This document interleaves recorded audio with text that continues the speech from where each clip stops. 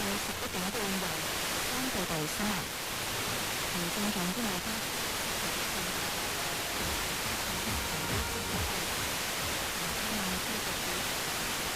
形容訪問超級成功，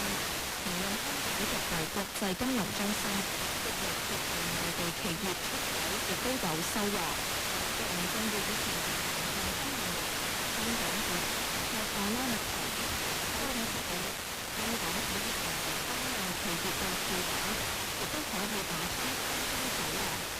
立法會議員吳傑莊表示，據佢了解，唔少當地企業同團體正組織回訪香港，認為可以帶動更多交流。創新科技及工業局常任秘書長、港深創新及科技園有限公司董事會主席蔡傑明表示，